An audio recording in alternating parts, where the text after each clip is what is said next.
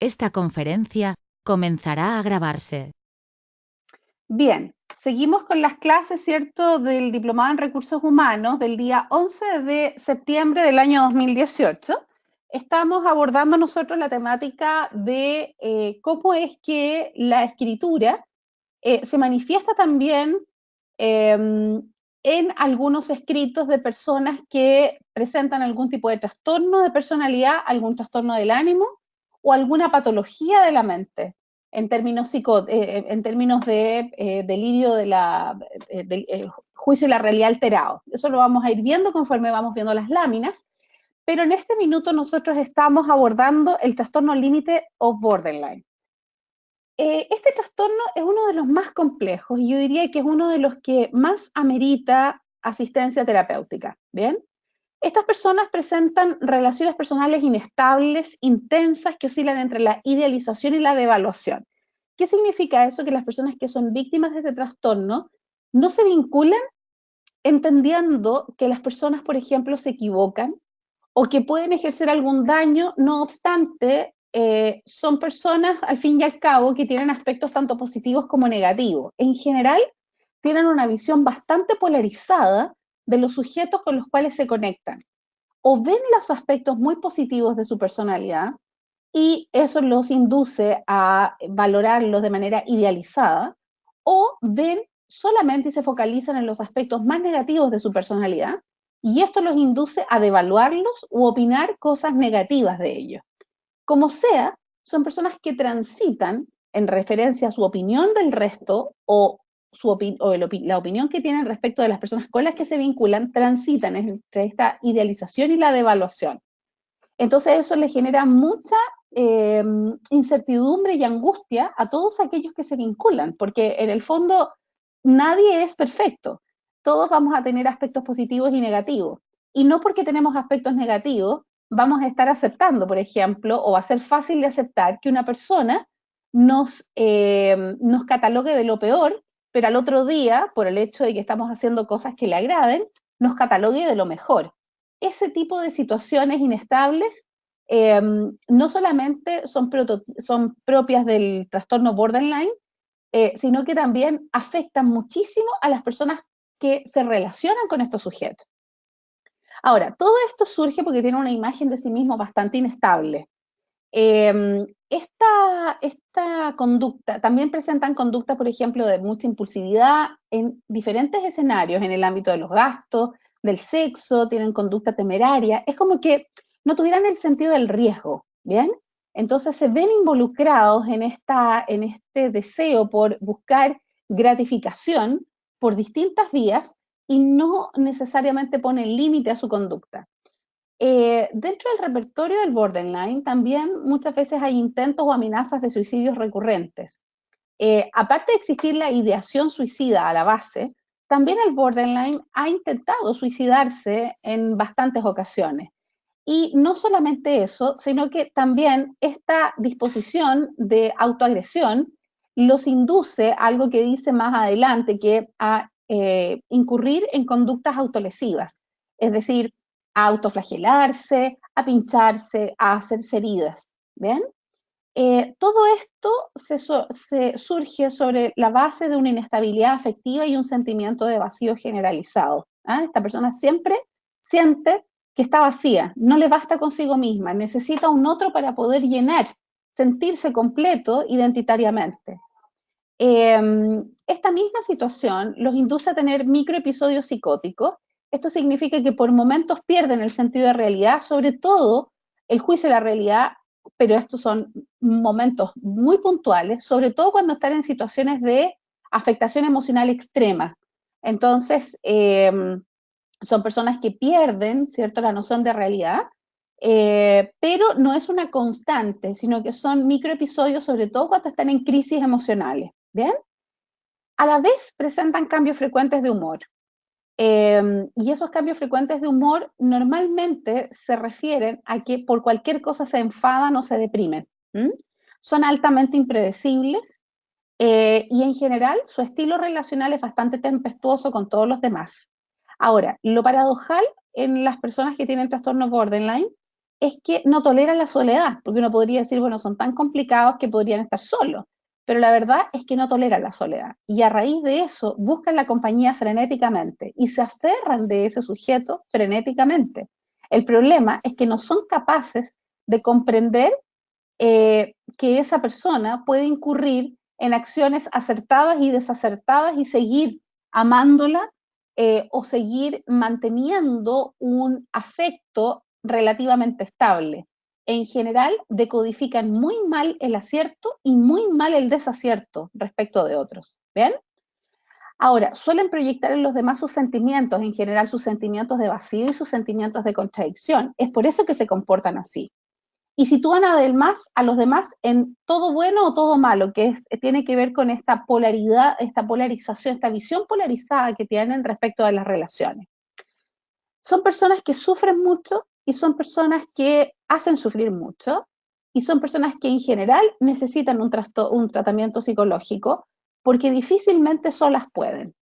Normalmente requieren de un abordaje psicoterapéutico, requieren de medicamentación para equilibrarse. ¿Bien? En general, en las consultas de psiquiatra, yo he consultado a varios psiquiatras y hay estadísticas a nivel internacional.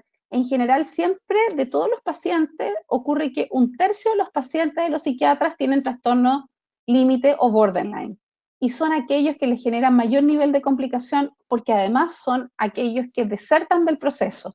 Como tienen esta tendencia a idealizar y devaluar, si se lleva bien inicialmente con el terapeuta, pucha, se pueden comprometer súper bien con los procesos terapéuticos, pero si por algún motivo ese terapeuta, ya sea psicólogo o psiquiatra, ha mostrado un aspecto que el borderline mal decodifica, entonces puede ser motivo incluso de que el sujeto se vaya y no siga más con la terapia. Entonces es muy frustrante trabajar con este tipo de personas, pero hay casos en los que se puede y hay estrategias psicoterapéuticas específicas para aquello. Anita dice, muestra una tremenda resistencia, absolutamente. En general, cuando se someten a un proceso psicoterapéutico, cuando ya se sienten devastados y están como en una baja energética y se sienten frágiles ante el mundo. Pero ya cuando han pasado estos episodios, vuelven a tornarse siempre resistentes. ¿Mm? Ya, ahora nos vamos al trastorno histriónico.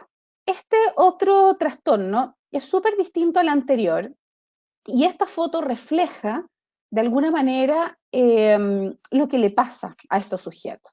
En primer lugar, el trastorno histriónico se basa en una conducta del sujeto que es extremadamente exagerada, extrovertida, eh, muy excitable y muy emotiva.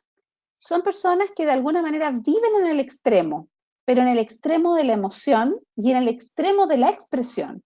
Es por eso que el trastorno se llama trastorno histriónico, porque son personas que como que interpretaran una emoción, no como que solo la vivenciaran, sino que como que la interpretan y casi como que incurren en acciones sobreactuadas. Es ahí donde es por ese motivo que se utiliza la denominación de exagerada, ¿ya? A su vez, son personas que muestran una cierta incapacidad de mantener relaciones profundas o duraderas, justamente por esto mismo, porque en general cuando el histriónico se relaciona es extremadamente melodramático y excesivo. Entonces, difícilmente una persona que no sufra de este trastorno va a soportar eso o no necesariamente va a tolerar, ¿cierto? Estas emociones tan avasalladoras, entonces tienden a cansarse o tienden a mentir, de manera tal que la persona no tenga argumentos para estallar. Entonces, es por eso que las relaciones no se basan en conversaciones profundas ni en tratar de escudriñar en la intimidad de ambos, porque el no histriónico sabe que si le da un argumento al histriónico para exagerar, lo va a hacer, ¿ya? Suelen ser cooperativos, esa es una... perdón, Wandy me hace una pregunta que dice, ¿un borderline puede tener rasgos histriónicos? Sí, podría tener rasgos histriónicos, sobre todo cuando está en esta efusividad y exageración melodramática, pero en general, a pesar de que pueden tener estos rasgos de dramatismo excesivo, no cumplen todos los aspectos que sí vamos a ver del histriónico. Tú vas a ver que hay bastantes elementos que se diferencian el uno del otro, ¿ya?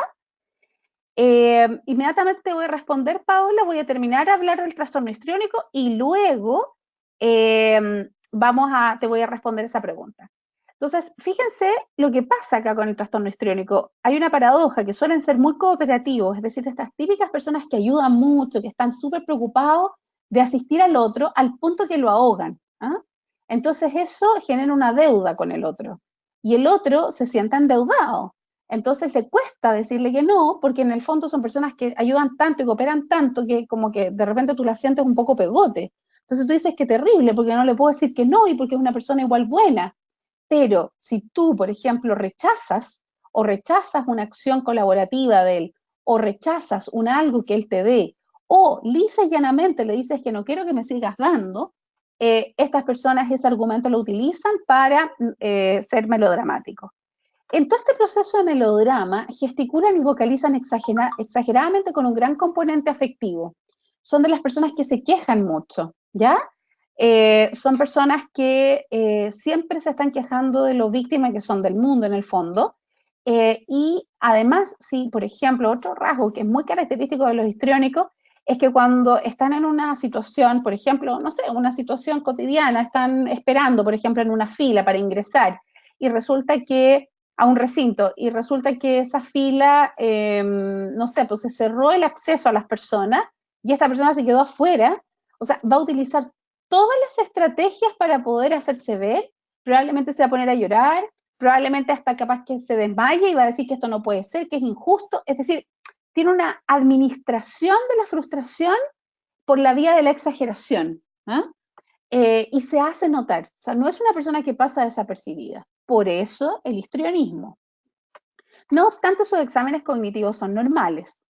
Ahora, así como incurren en acciones extremadamente exageradas en términos emocionales, es así como las olvidan también.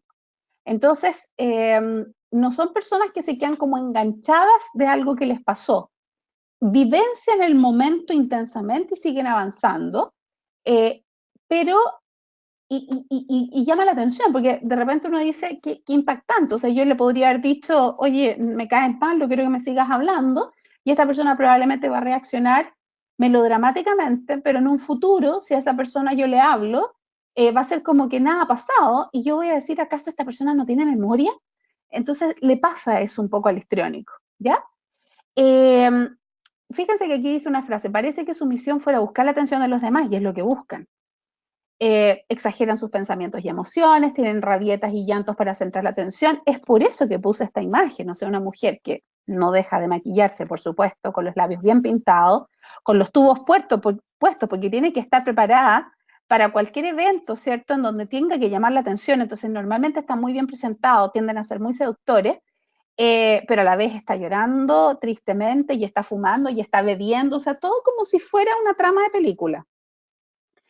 Ahora, todo esto se enmarca en una conducta seductora, son proclives al flirteo, siempre están como jugueteando, como que están seduciendo al otro, y es porque en el fondo necesitan reafirmarse continuamente.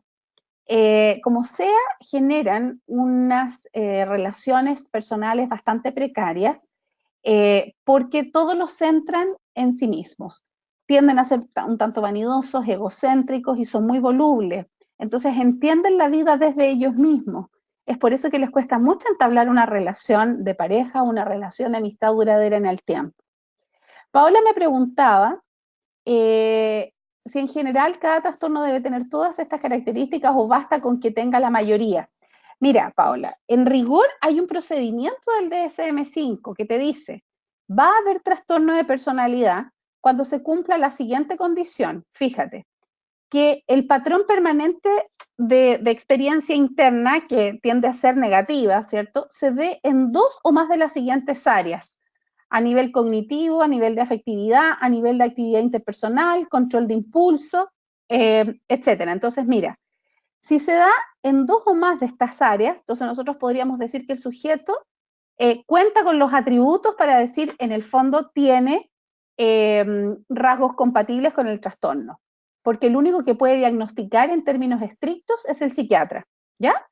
Entonces, no tiene que tenerlos todos, Pero si tiene, por ejemplo, aspectos que a nivel cognitivo, claro, si no solo serían rasgos, pero si tiene aspectos, por ejemplo, a nivel cognitivo, que eso a la vez le afecte a nivel relacional, que eso a la vez le afecte a nivel de cómo es que ejecuta su vida, cómo es que hace las cosas, y que esto malogre su nivel de eficiencia en el contexto social, entonces nosotros ya tendríamos elementos suficientes para decir que la estructura comportamental es compatible con el trastorno XX, ¿ya? Entonces, siempre hay que aplicar una máxima cuando uno evalúa el tema de los trastornos. Cuando la afectación manifiesta, eh, cuando la afectación afecta el cómo el sujeto entiende la vida. Segundo, cuando afecta sus emociones y por ende sus relaciones. Cuando afecta la forma como hace las cosas, siempre es cognitivo, relacional, ejecutor. Siempre va a ser esa misma máxima. Afecta como el cómo hace las cosas y la calidad de sus acciones, entonces nosotros ahí tenemos argumentos para decir que lo que estamos abordando es compatible con un trastorno. Y hasta ahí llegamos, incluso el psicólogo. ¿Ya? ¿Te queda claro, Paola? ¿Y al resto de los compañeros? Perfecto. Súper bien. Ahora, el trastorno narcisista es terrible, terrible, terrible, terrible, pero oye, ahora es que me llega tan profundamente este caso, porque estoy justamente estoy con un paciente que me río y no me río, porque es terrible, porque tiene un trastorno narcisista heavy, es un adolescente que ha llegado a la consulta y mmm, es impresionante cómo se dan todos los elementos que aparecen aquí declarados en el trastorno. Bueno, de partida tienen una sensación de autoimportancia. ¿Qué significa eso? Que ellos se sienten el centro del universo. Ellos entienden que son importantes para la vida del mundo, para la vida de las personas, que su ausencia implicaría un descalabro para los demás. O sea, parten de esa base. Esto se traduce a que tienen estos sentimientos de grandiosidad, de grandilocuencia. Todo lo que hacen lo hacen bien, piensan bien, actúan bien, son atractivos, se consideran atractivos, se consideran como necesarios e imperativamente importantes en el contexto social. Se sienten muy especiales. Eh, esperan, además que si se sienten así especiales, esperan que sean tratados de esa manera. Porque si el trato es despectivo o el trato hace que en realidad el sujeto sea como ninguneado, o a lo mejor el trato lo implica crítica, es que son personas que no lo toleran.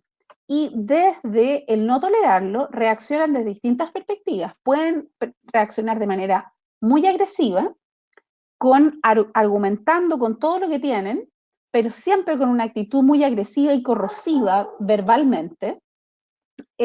También puede ser que sean personas que se sientan humilladas, y bueno, definitivamente son personas que no logran decir, pucha, si me están diciendo lo que me están diciendo, a lo mejor debería escucharlo, ¿bien? En todo este proceso, en su vida en general, desean mucha fama y fortuna. Anita, te voy a responder inmediatamente. Y no solamente el tema de la fama y la fortuna, que no son menores, no son aspectos menores, sino que también ser reconocidos y ser valorados a todo evento, pero es como estar como en la cúspide de lo que, de lo que esté ocurriendo. Entonces, marcar tendencia y ser como un referente para los demás, pero no un referente en el sentido espiritual, ni mucho menos, sino que se note, un referente que se note. Ahora, como se sienten especiales y se sienten en el centro del universo, se sienten autorizados para todo. Y cuando se plantea acá que se sienten autorizados para todo, es que se sientan con la potestad de tomar decisiones que afectan a otros sin preguntarles, por ejemplo, o incluso transgredir la norma, porque en realidad, bueno, si lo están pensando ellos, era porque era necesario. Entonces, hay una autojustificación constante. Ahora, todo esto hace que sus relaciones interpersonales sean muy frágiles, porque el sujeto no profundiza, y si profundiza, se encarga con sus argumentos y su capacidad, que suele ser muy inteligente, para escudriñar en la vida del otro y encontrarle las debilidades. Entonces, subyugarlo por la vía de las debilidades. Pero el sujeto narcisista se cierra todavía es que quiere ser explorado, le cuesta abrirse. Entonces, en general, la relación que establecen no es una relación ecuánime en donde los dos abren su corazón y se entregan mutuamente. No, en general, él lo que va a querer es tener el poder sobre el otro, y para poder tener el poder tiene que identificar sus debilidades. Para identificar sus debilidades utiliza su inteligencia. Entonces, identifica las debilidades y lo subyuga. Y él siempre se muestra todopoderoso. Entonces, en general, busca un dependiente que pueda establecer una relación con él, porque una persona que no sea dependiente difícilmente puede tolerar estar con un narcisista porque son insoportables, ¿bien? En este proceso se aprovechan de los demás y toleran mal el envejecimiento porque ellos tienen son una marca, ellos se consideran como una marca. Entonces, evidentemente el envejecimiento va deteriorando ese sello y es lo que a ellos no les hace muy bien. Ahora, Anita me dice cómo es que llegó a mi consulta. Es un adolescente y lo llevaron los papás.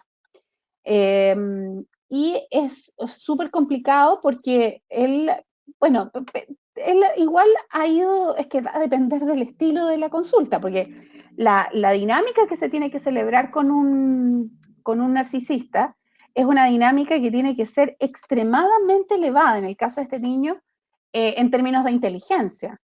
Él siempre está evaluando, por ejemplo, al psicólogo, siempre está constantemente verificando qué es lo que pasa, qué es lo que hace, por dónde lo pillo. Entonces, es un juego súper desgastante, pero si se utilizan argumentos sólidos y prácticos, tiende a aceptar en la medida que sienta que lo beneficia. Entonces, también hay que utilizar ahí una dinámica de estrategia.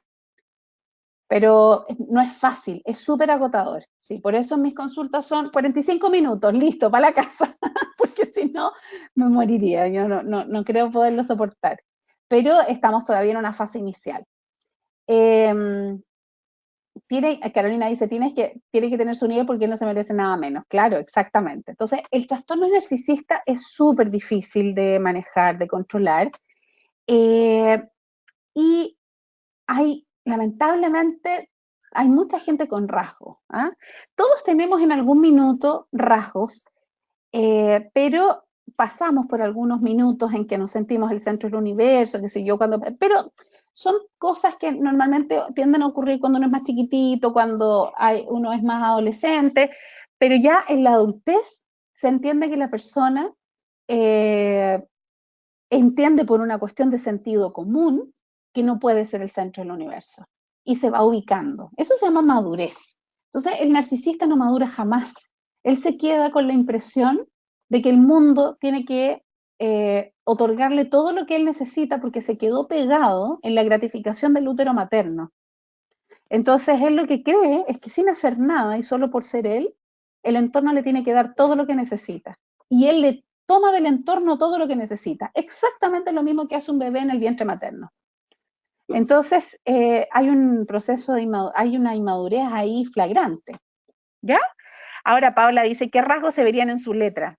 Uf, mira, en realidad hay muchas variantes de narcisista. No hay elementos prototípicos del narcisista propiamente tal.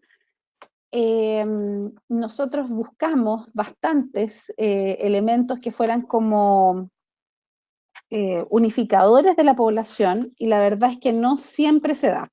Lo que sí es que lo más importante es que en un narcisista patológico, en un narcisista perverso y en un narcisista de carácter manipulador excesivo, algunos lo denominan como narcisista maligno, son personas que normalmente tienen tanto letra extra grande como firma extra grande y travesaños extra grandes y ascendentes. Entonces se da esa cosa de la expansión dramática. Pero a veces, cuando son solamente rasgos, todos los que tienen que ver con el liderazgo vertical son muy concordantes con esos rasgos, ¿ya? Que lo mismo es el tamaño grande de la letra, la firma grande, invasividad, puntos de choque. Eso tiene que ver con el perfil más invasivo. Ya, ahora nos vamos al clúster C, que se vincula con problemas a la base de conflictos emocionales, pero también de una tendencia evitativa en el contacto, ¿ya? O de malos recursos o precarios recursos a la hora de establecer relaciones con otros sujetos. Bueno, el trastorno por evitación implica ser víctima de una sensibilidad extrema al rechazo. O sea, estas personas, a diferencia, por ejemplo, del trastorno esquizotípico, que no le interesa vincularse, a los que sufren trastorno por evitación sí les interesa. El problema es que, y sufren por no lograr esta aceptación o esta incorporación a un grupo. Entonces son personas que en el fondo se movilizan por la angustia a ser rechazados.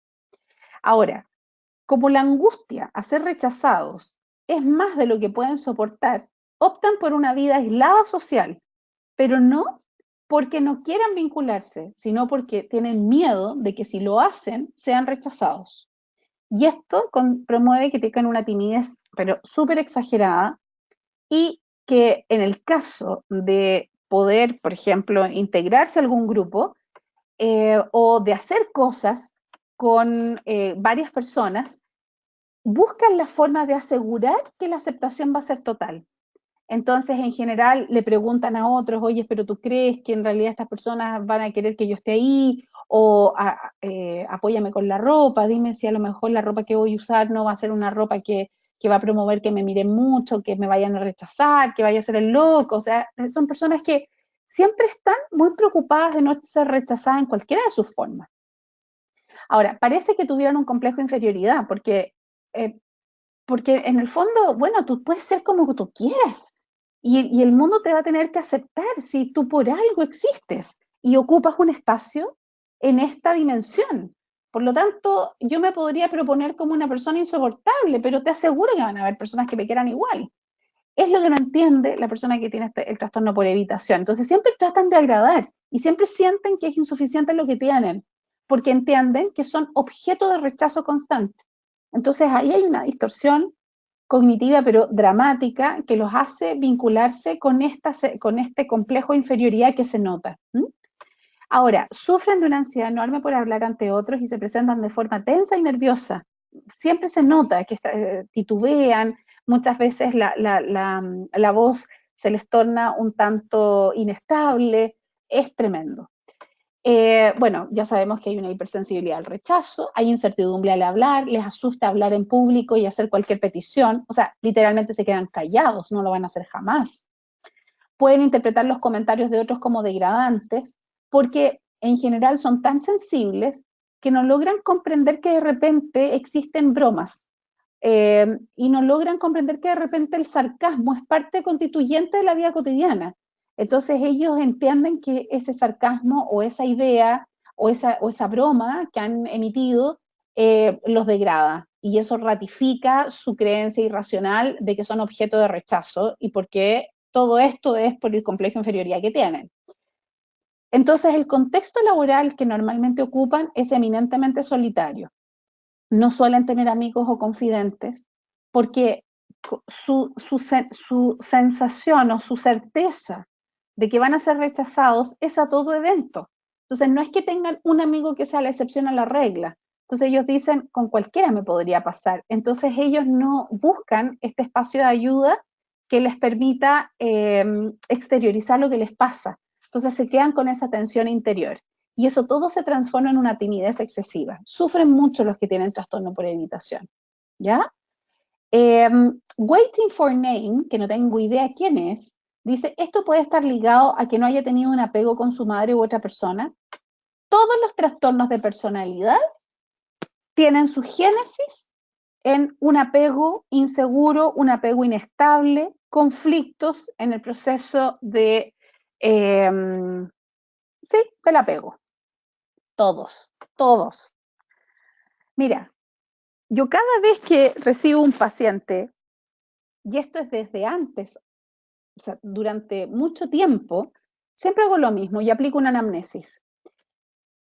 Y la anamnesis, que es una entrevista en profundidad, desde el momento de la gestación, que a veces la contesta el mismo sujeto o a veces la ayudan a contestar los padres del sujeto, cuentan acerca de conflictos en el periodo primero, el periodo intrauterino, conflictos en el parto y problemas vinculados al apego que normalmente están muy relacionados con procesos tortuosos de lactancia. Hay una cuestión ahí súper fuerte, pero yo no tengo ni un caso diagnosticado de algún trastorno de personalidad que no haya habido un conflicto en el periodo gestacional, en el momento del parto y o en el proceso de la lactancia, en donde se va forjando también el tema del apego. Entonces, es una cuestión súper fuerte, ¿ya? Y no es menor. Y no te digo que la lactancia sea sinónimo de apego, ¿eh? No, te digo que normalmente en este mismo periodo es cuando el apego se va conformando y consolidando.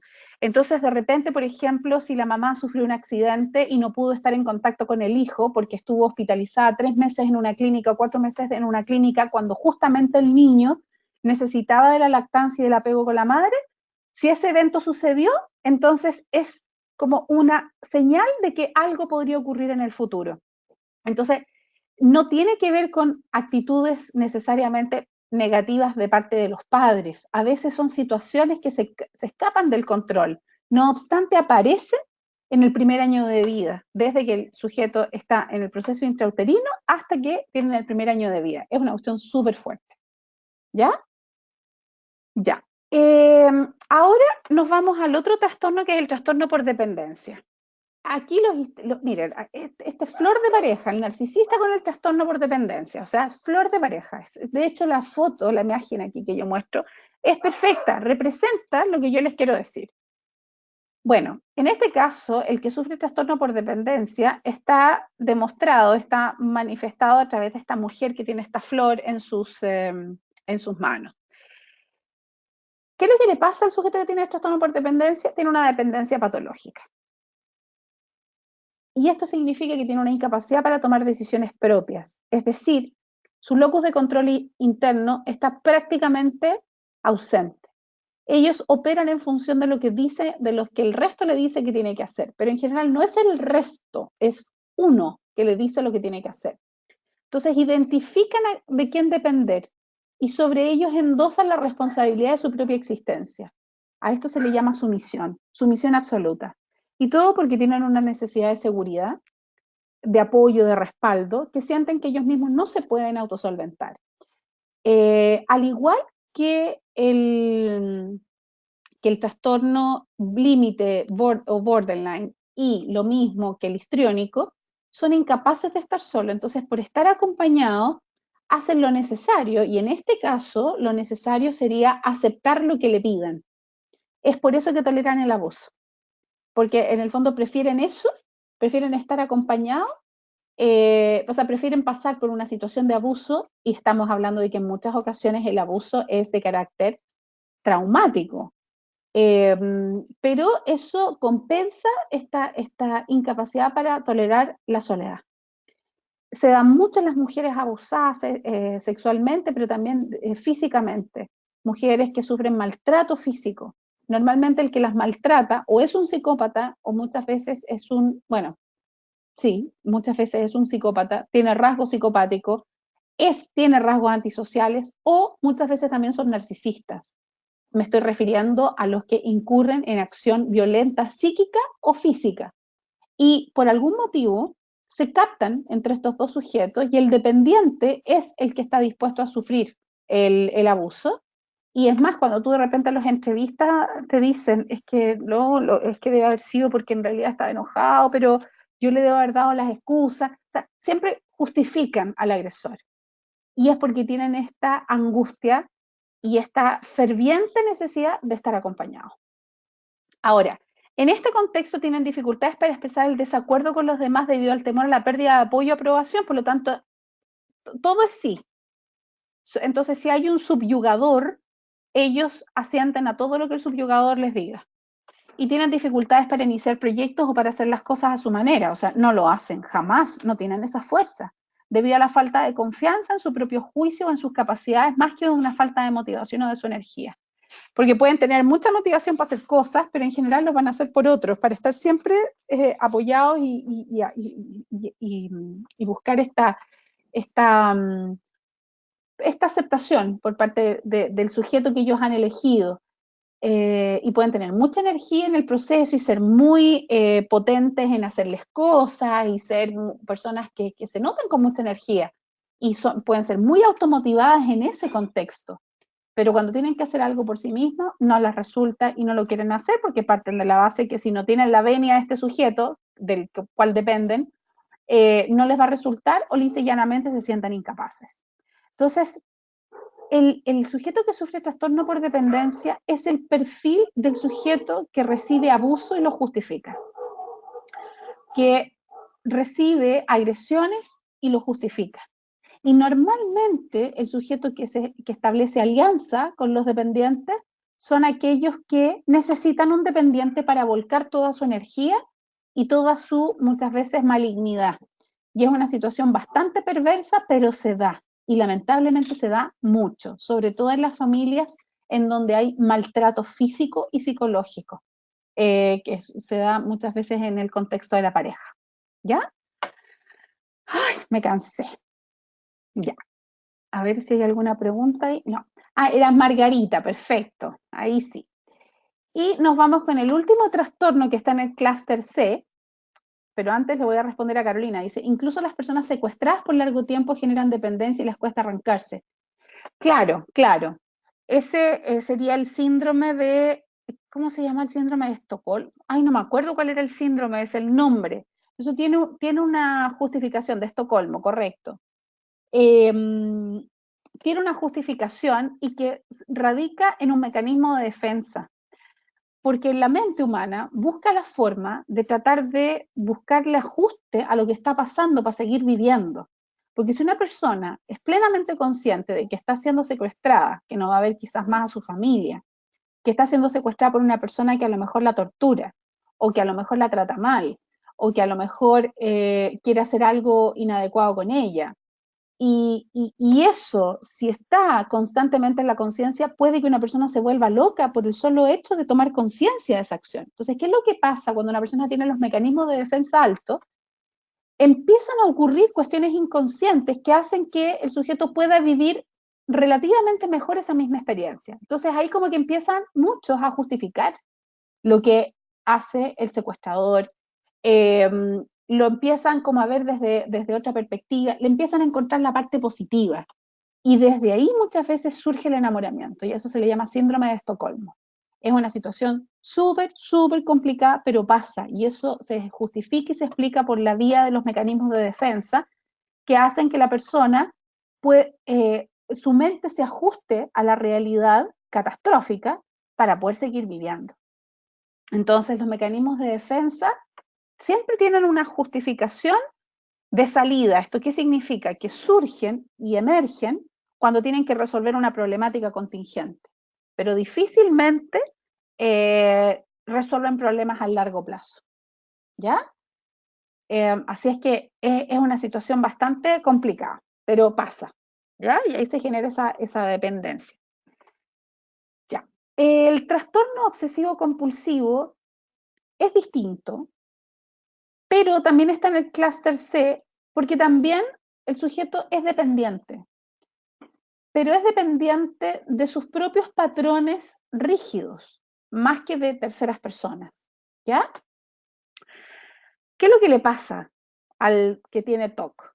Primero, vivencia una preocupación por los detalles, las normas, las listas, el orden, la organización, los horarios, hasta el punto de perder de vista el objetivo principal de la actividad. Esto es muy importante porque de repente todas las mujeres, sobre todo las mujeres, no estoy diciendo que los hombres no, pero se da en gran proporción a las mujeres, que nosotros decimos, oye, pareciera que yo soy media obsesiva, porque resulta que me gusta el orden, me gusta que la casa esté impecable, me gusta que la loza esté lavada y que esté guardada, entonces uno empieza a decir, yo tengo, casi como que tengo TOC, pero no.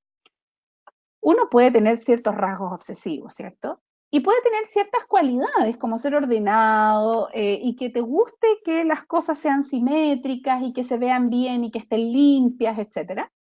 Pero cuando esa cualidad hace que tú pierdas el fin último del por qué lo estabas haciendo, ahí hay que preocuparse.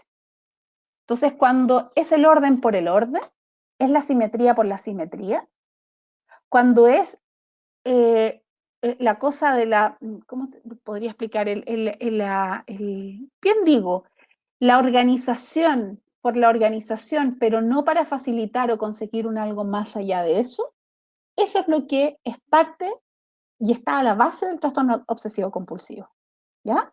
Esto implica que el sujeto tiene un perfeccionismo extremo que interfiere en la finalización de las tareas porque no hay nada perfecto. Entonces nunca va a estar perfecto. Entonces busca la forma de invertir tiempo para lograr esa perfección que en el fondo es una utopía.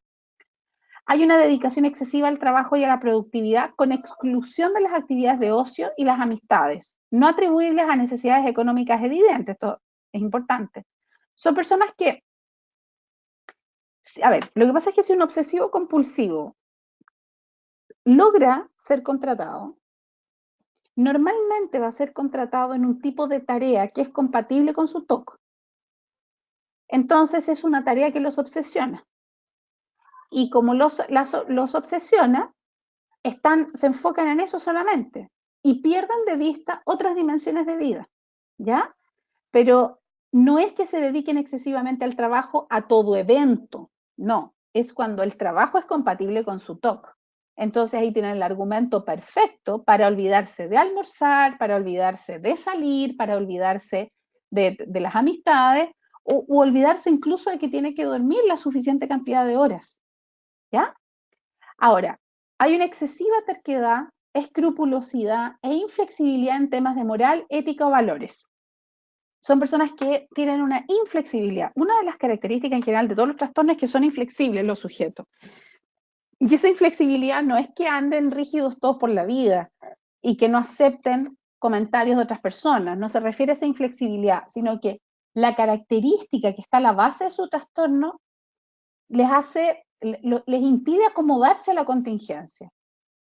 Entonces, por ejemplo, pueden ser muy escrupulosos y como esta escrupulosidad es una cuestión súper arraigada, si están en el metro, por ejemplo, y hay mucha gente, son personas que perfectamente pueden empezar a sentir náuseas y empezar a sentir una angustia y una ansiedad tremenda porque sienten que están siendo invadidos de gérmenes, por ejemplo.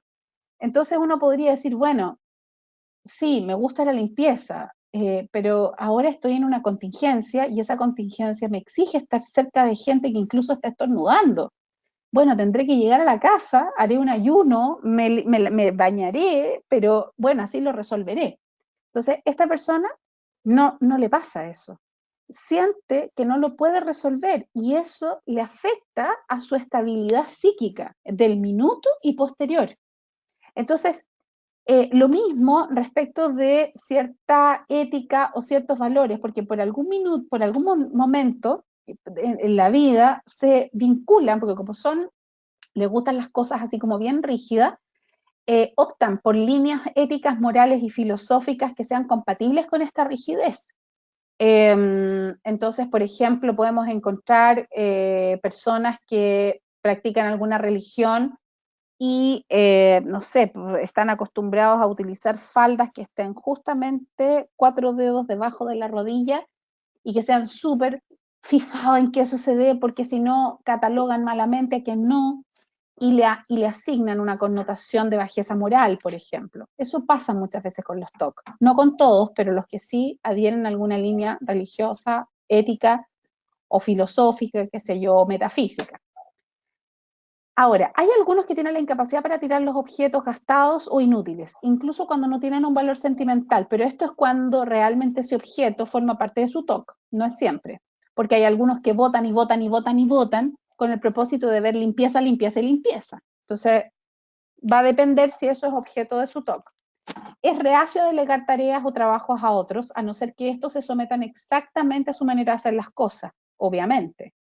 Adopta un estilo avaro en los gastos para él y para los demás. El dinero se considera algo que hay que acumular con vistas a catástrofes futuras. Y es así. Son personas que consideran que los recursos son limitados y parte de la perfección es lograr tener el control de los recursos.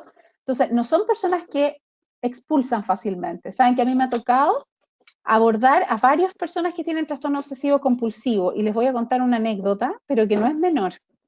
todas las personas que tienen trastorno obsesivo compulsivo sufren de estreñimiento, pero un estreñimiento feroz. Y el estreñimiento, justamente, si lo analizamos psicológicamente, también tiene que ver con esta incapacidad para poder expulsar. Retienen, retienen, retienen.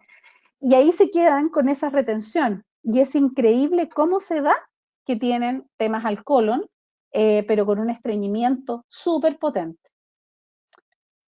Anita dice, un neurólogo me comentó que este trastorno está dentro del grupo de trastornos del desarrollo. ¿Será así? Es que, mira, puede ser.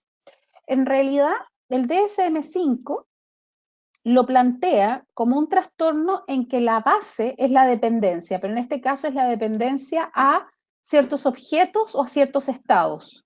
Pero puede tener que ver y podría estar a la vez evaluado desde un trastorno del desarrollo, claro que sí, porque esto sobre todo se justifica, fíjate tú, yo he hecho el link respecto al tema del estreñimiento, fíjate tú, que a mí me ha llamado muchísimo la atención, eso sale en la anamnesis, cuando yo hago una entrevista digo, a ver, te vas a hacer una anamnesis y le pregunto hasta si es estreñido o no, cuántas veces va al baño.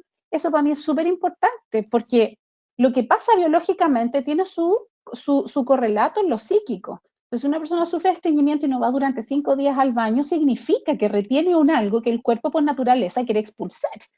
Entonces, bueno, tiene mucho que ver con la etapa, estos sujetos se quedan fijados en la etapa anal, entendiéndolo desde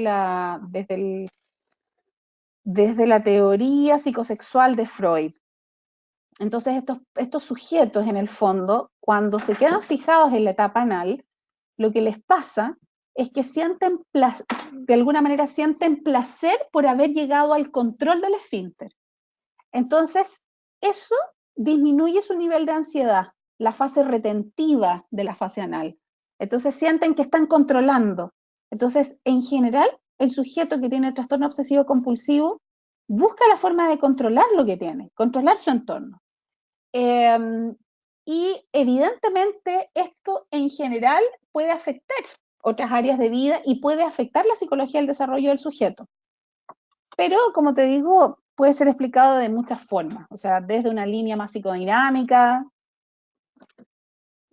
Las explicaciones pueden ser variopintas, pero lo importante es que todas confluyen y todas se amalgaman. Anita dice, incluso me comentó que en este grupo de trastorno del desarrollo estaría el TEA, el TOC, claro. Es que sí, puede ser, pero a veces puede ser, como puede no ser, porque no siempre va a estar supeditada a una cuestión de los procesos de desarrollo. A veces también puede ocurrir, y que lo he visto, que surgen ciertos rituales obsesivos compulsivos después de experiencias traumáticas, por ejemplo, que el sujeto ha sido víctima. Y me ha pasado que yo he visto personas, por ejemplo, que sobre todo en niños y en adolescentes, que han formado parte de una familia de buen nivel socioeconómico y han caído en la quiebra, por ejemplo, y han tenido que cambiar su sistema de vida porque ya están en la quiebra, y eso les ha afectado tanto a los niños que han desarrollado después rituales obsesivos compulsivos después de ese trauma financiero que ha sufrido la familia. Entonces, todos los casos tienen que ser vistos en su dimensión individual. Puede que sí se dé en la gran mayoría que a lo mejor tengan que ver con un trastorno del desarrollo, pero hay algunos casos que son la repercusión de una situación y una experiencia traumática. Y ahí en esos casos, por ejemplo, el tratamiento en general tiende a ser otro. Pero bueno, es como eso, ¿ya? Entonces, no la pasan bien los sujetos que tienen trastornos obsesivos compulsivos. Y cuando están llenos de rituales, a veces casi ni siquiera pueden tener una vida normal, porque no alcanzan a llegar al trabajo, porque resulta que se quedaron limpiando la casa o estirando la sábana de la cama y cosas así. Hay casos súper dramáticos que incluso los sujetos se han sometido a intervenciones quirúrgicas que les cercenan cierta parte del cerebro para minimizar los rituales obsesivos compulsivos. Es súper fuerte y existe, ¿ya? Bueno, ahora, lo que vamos a ver ahora son los trastornos mentales, dentro de los trastornos mentales graves, considerados graves por el DSM-5, aquí hay una lista de los cuales vamos a ver 4 que son los que nosotros, o para los que nosotros encontramos aquellos indicadores gráficos más significativos y que eran representativos de este grupo.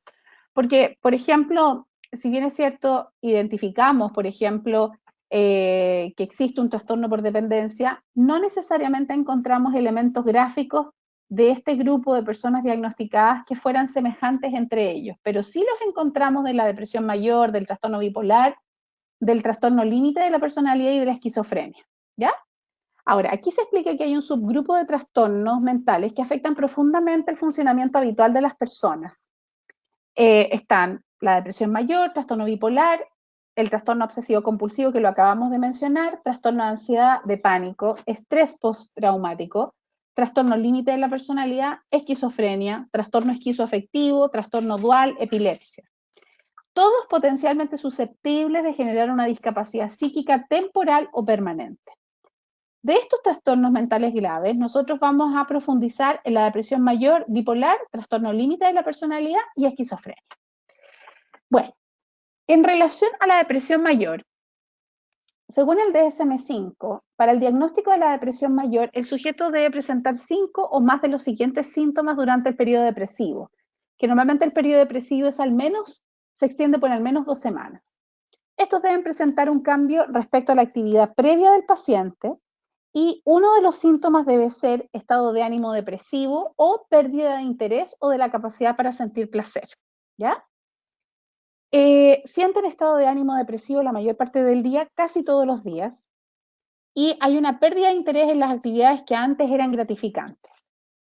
Asimismo, las personas que tienen depresión mayor sufren pérdida o aumento de peso, pueden ser víctimas de insomnio o hipersomnia, pueden tener problemas de concentración y problemas para tomar decisiones, a la vez los embargan sentimientos de culpabilidad e ideación suicida, sufren también de agitación o retrasos psicomotores casi todo el día, pero a la vez es como que se ponen torpes, pero esto también, si es que el sujeto consume ciertos medicamentos, podría aumentar la torpeza, y hay fatiga o pérdida de energía casi todos los días.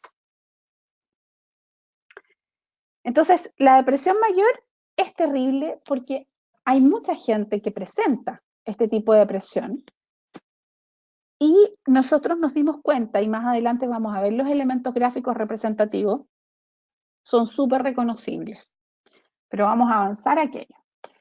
Ahora vamos a centrarnos en la depresión bipolar, la parte 1.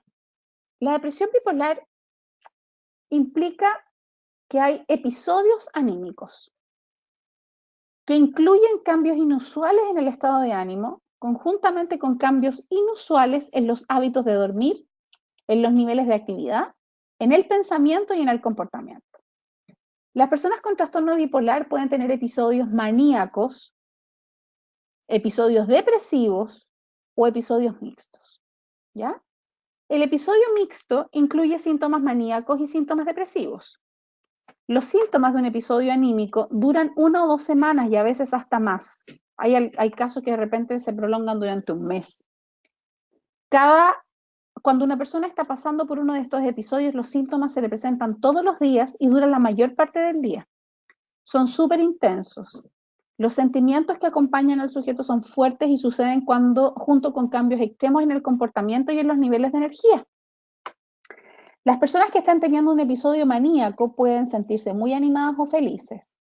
Están súper optimistas, le entregan energía al mundo, pueden sentirse nerviosas o aceleradas y tú los notas en su discurso, en su comportamiento, en sus movimientos, notas cuando están como hiperactivas. Pueden tener problemas por lo mismo para dormir, ser mucho más activas que de costumbre y tienden a ser súper productivos en estos episodios maníacos, al punto que de repente producen de día y de noche. Y no es que estén cansados después, es que duermen un rato y después vuelven a la productividad superlativa.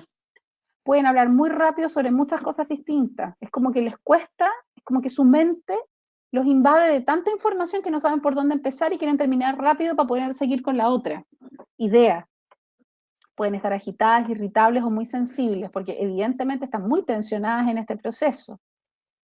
como les decía, sus pensamientos van muy rápido. Pueden pensar que pueden hacer muchas cosas a la vez y de verdad que muchos lo logran, ¿eh? Y pueden ser muy eficientes en el proceso, incluso.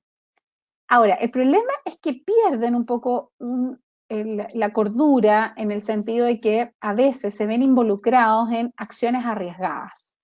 Y estas acciones arriesgadas no necesariamente van a ser temerarias, pero sí pueden, en donde el sujeto corra peligro de vida inminente, sino que de repente esa conducta arriesgada implica un gasto excesivo de dinero o incurrir en sexo imprudente sin cuidarse, sin tomar las medidas de precaución para evitar contagios de enfermedades diversas. Entonces, en ese sentido tienden a ser arriesgadas, como que se dejan llevar por el impulso y no cortan.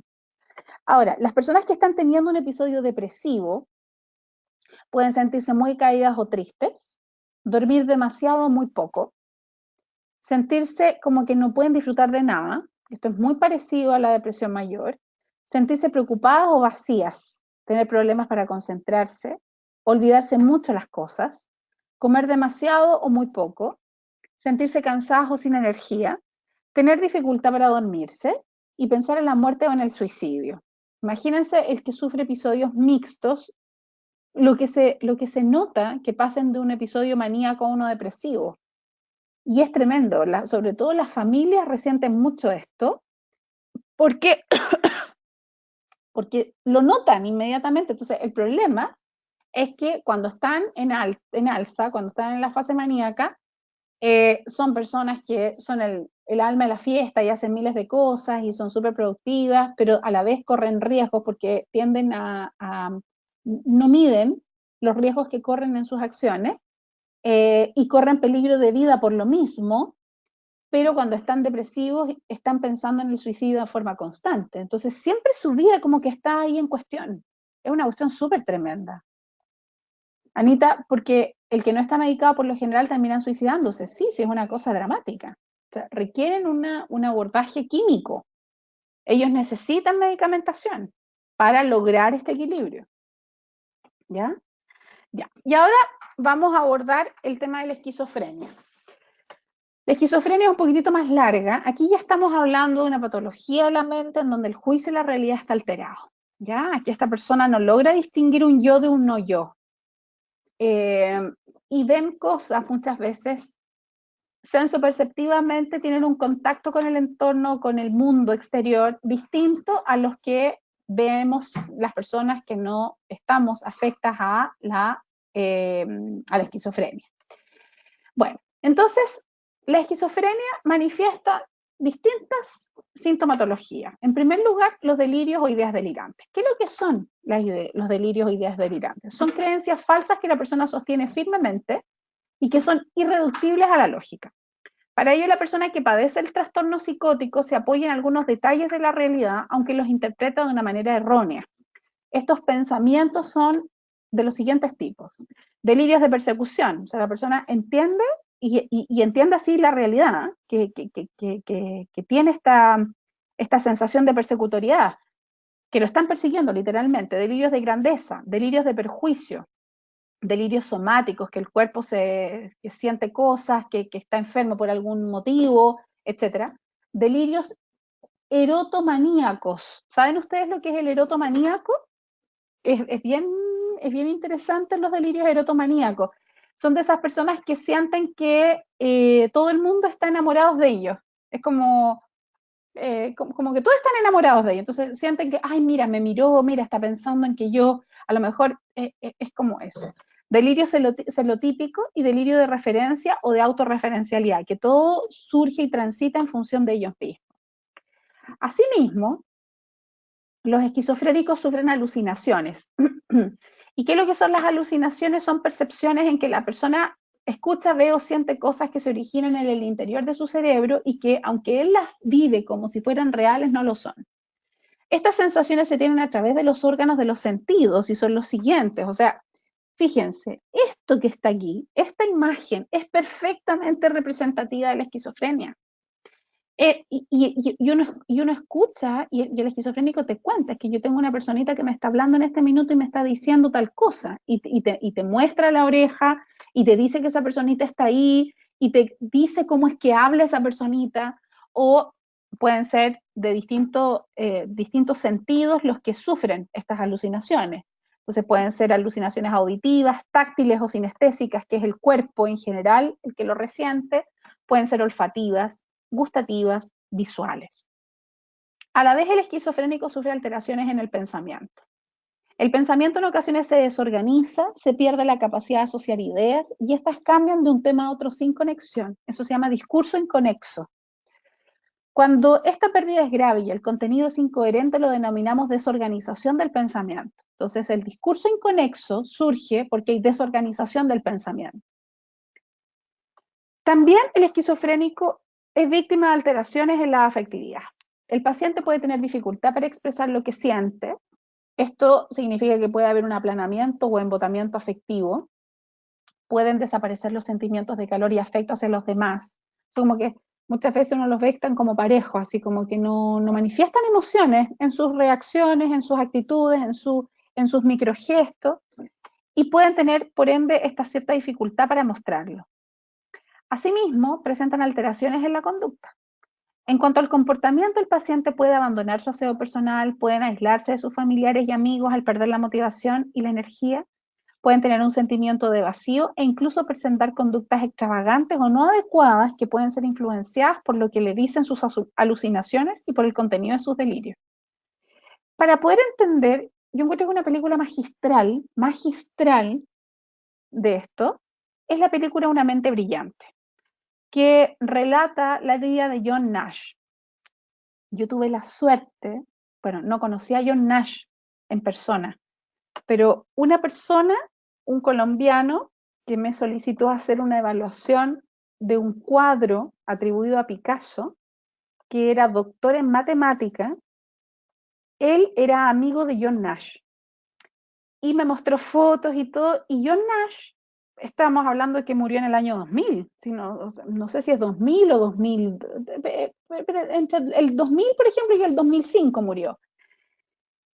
Y me impactó tanto porque le pregunté mucho acerca de él, porque John Nash aprendió a vivir con su esquizofrenia, pero era tal su grado de inteligencia que fue capaz de desplazar y entender que las alucinaciones que tenía, de hecho era profesor, claro, profesor, él desarrolló la teoría de, no me acuerdo cómo se llamaba la teoría, de juego, alguna teoría de juego, en el ámbito de las matemáticas. Entonces, él logró entender, primero, que lo que a él le pasaba era algo que no le pasaba al resto. Entendía que lo que veía lo veía, porque eran alucinaciones visuales, ¿cierto? Táctiles, y tenía esta sensación también de persecutoriedad en algún minuto, pero que fue cambiando a lo largo de su vida. Y él logró comprender que cuando él veía a esas personas, él las neutralizaba. La teoría que explica el ganar, correcto. Sí, Carolina. Entonces, es impresionante. Ahora, él se ayudó de medicamentación de por vida, o sea, él solo no pudo, necesitó de una medicamentación de por medio que le permitiera regularse. Entonces, eso es muy importante considerarlo, que en general hay muchos casos de personas que tienen este diagnóstico de esquizofrenia. No obstante, con medicamentación y con abordaje psicoterapéutico pueden insertarse en sociedad, no puedo decir sin mayor inconveniente, pero de manera suficientemente satisfactoria. Paola dice, una vez que puede controlar o comprenderlo, ¿no debiera dejar de tener el trastorno? No, porque lo sigue constatando. Es decir, John Nash lo que le pasaba es que veía gente que le decía cosas y las veía y las podía incluso hasta sentir y nunca dejó de verlas. Lo que pasa es que él entendió que cuando las veía, él no las debía escuchar, porque sabía que eran irreales y que solo él las veía. Con medicamentos se minimizan las alucinaciones, pero no se erradican. Entonces, ¿por qué? Porque el ser humano también está afecto a una cierta contingencia. Nosotros igual variamos emocionalmente por distintas situaciones. Entonces, de repente, claro, yo puedo estar con una medicamentación, pero a lo mejor puedo sufrir la muerte de un ser querido. por mucha medicamentación que haya, igualmente yo estoy vivenciando una situación traumática. Entonces eso puede ser un gatillante para una alucinación, por ejemplo, aun cuando haya medicamento por medio. Entonces el medicamento no erradica absolutamente la alucinación, salvo que te bote y que te deje casi sin capacidad para poder pensar, pero en general esos son los casos más extremos. No era el caso de John Nash, porque hay distintos niveles. Ahora se está cuestionando en la comunidad científica si efectivamente se puede hablar de esquizofrenia como una patología. Hay algunos que están trabajando para denominar a la esquizofrenia como un espectro, pero no denominarla como esquizofrenia, sino que como un espectro psicótico, que iría desde episodios psicóticos que están promovidos, por ejemplo, por la ingesta medicamentosa, a los estados psicóticos constantes que podrían ser de una esquizofrenia profunda. Entonces, yo les aseguro que en el DSM-6 o en el DSM-7 la esquizofrenia va a dejar de estar como denominación y se va a declarar una nueva categoría que es el espectro psicótico. Carolina dice, además que no distinguen qué es una alucinación, para ellos es real. Claro, exactamente. Pero hay casos excepcionales como el de John Nash, ¿ya? Así es que se van a acordar de mí cuando cambien la denominación de esquizofrenia y cuando hablen del espectro psicótico. Ya. Y hay alteraciones en la cognición. Obviamente, el paciente puede tener cierta dificultad para mantener la atención y para atender a varias tareas a la vez, así como puede tener algunos fallos de memoria. También puede presentar una disminución en sus capacidades para realizar algunas conductas creativas y socialmente aceptadas. Debemos destacar también que a pesar de que estos síntomas pueden aparecer en los momentos más agudos de la enfermedad, el paciente, si cumple adecuadamente con su tratamiento, puede llevar una vida normal. Ahora, claro, vida normal entre comillas, insisto, no es exactamente normal como las personas que no tienen este trastorno. Ya, ahora nos vamos de lleno al tema de las escrituras que son representativas o que presentan estos rasgos que son prototípicos de estas 4 trastornos mentales graves: el límite de personalidad o borderline, la esquizofrenia, la depresión mayor y la depresión bipolar. Así es que atentos. Ya, este es el escrito, por ejemplo, de un paciente con trastorno límite de la personalidad.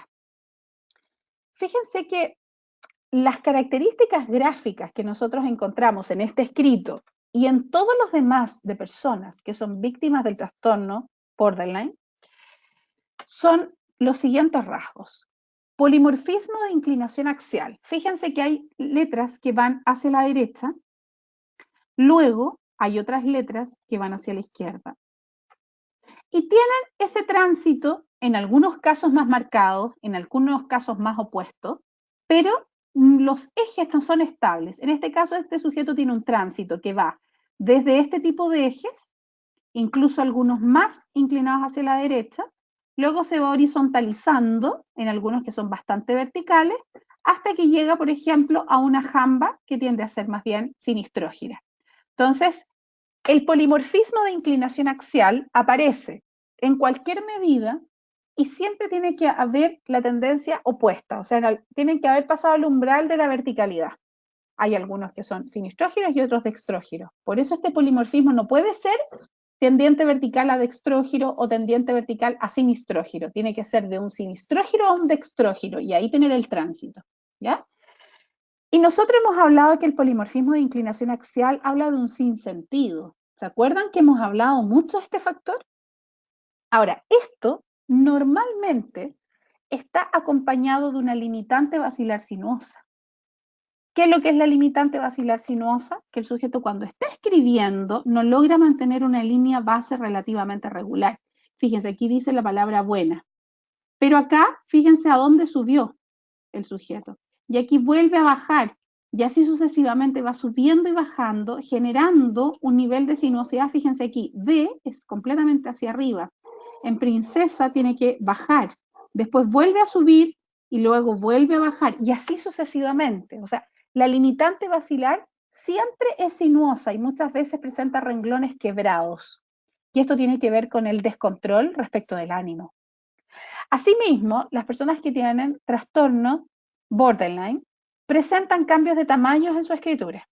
Entonces, por momentos nos podemos encontrar con que hay letras que tienen una amplitud, ya sea en altura o en anchura, que no se condice, por ejemplo, con otras letras del mismo escrito. Entonces nos encontramos con que las letras del cuerpo medio pueden transitar de pequeñas a grandes, y las letras altas lo mismo y las letras bajas lo mismo, pero por sobre todo este cambio de los tamaños se da mucho en el cuerpo medio. Ahora bien, a la vez hay un predominio de jambas, porque ya les expliqué lo que era el trastorno borderline, son súper impulsivos. Entonces, evidentemente sus jambas son prominentes, porque son personas regidas por el ello. Son personas que de alguna manera buscan evacuar esta energía libidinal que hace, que pulsiona por salir. ¿Me explico? Y a su vez también presentan aceramientos.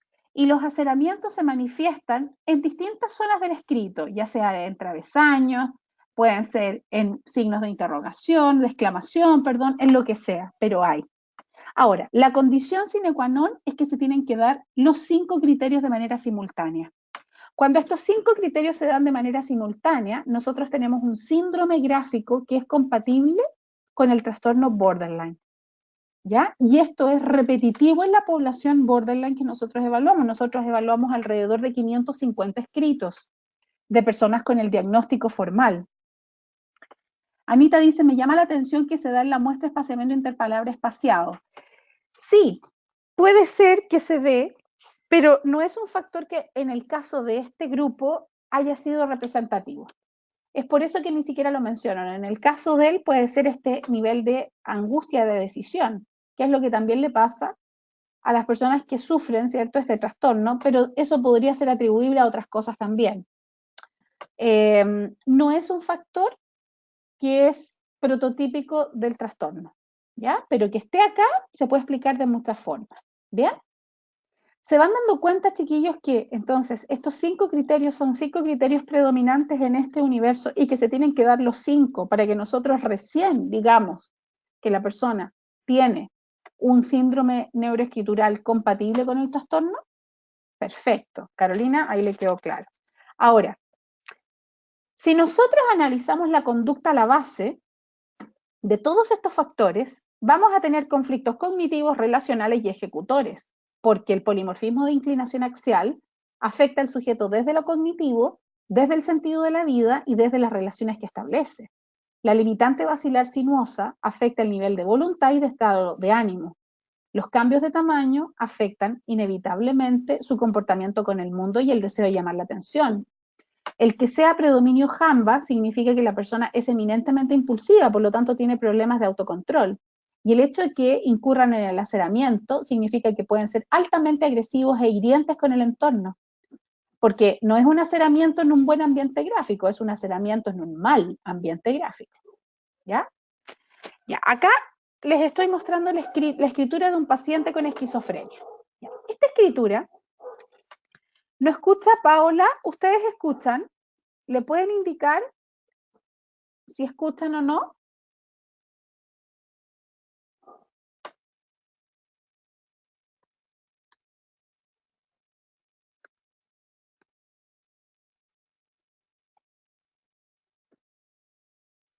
Ya, ahí le va a ir quedando claro que es solo ella. Ya. Luego nos vamos con la escritura de un paciente con esquizofrenia. Qué bueno, Paola. Esta es una representación de lo que ustedes podrían encontrar de un paciente que tiene este trastorno, esta patología, que ya es mucho más que un trastorno, pero lo van a encontrar de diversas formas, que es lo que yo voy a representarles ahora.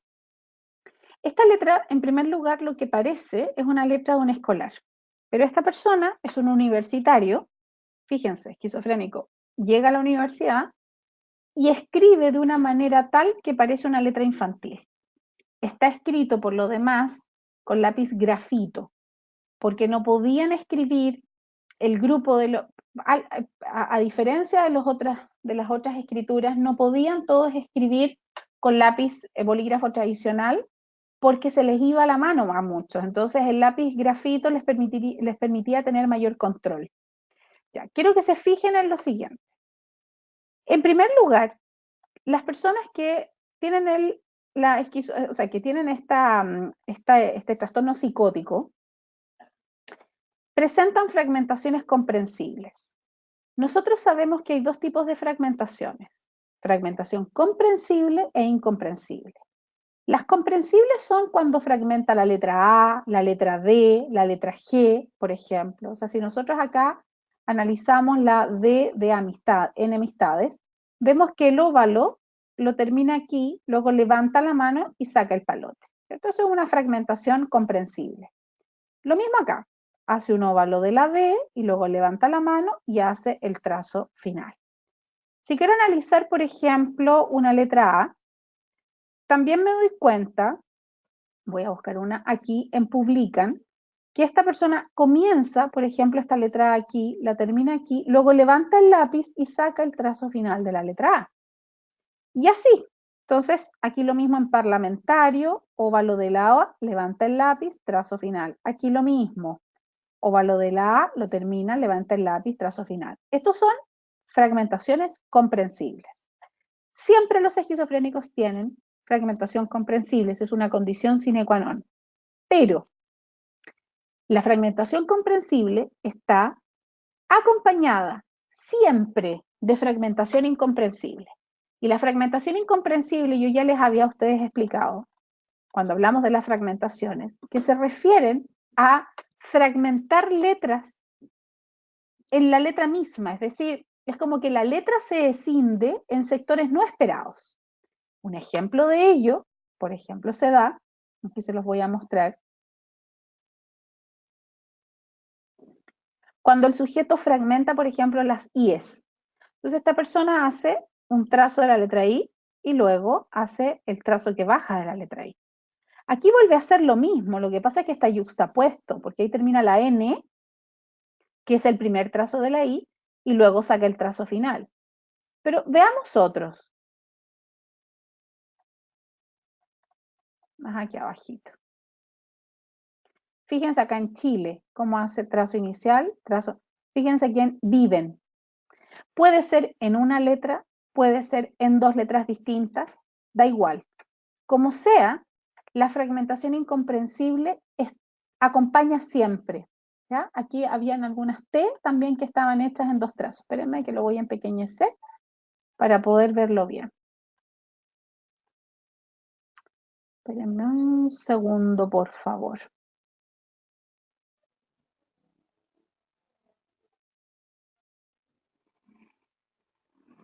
Bueno, no encuentro aquí la letra correspondiente, pero aquí me voy a ir a otra letra I. Basta con que ya tenga un grafema con fragmentación incomprensible para decir atento, porque es esta fragmentación incomprensible más fragmentaciones comprensibles. Acuérdense que se tienen que dar todos los indicadores. Hay una excepción, sí, que se las voy a indicar más adelante.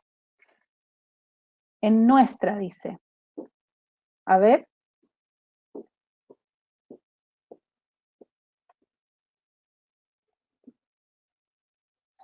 Ahí no la encuentro, fíjate, tú estoy media perdida.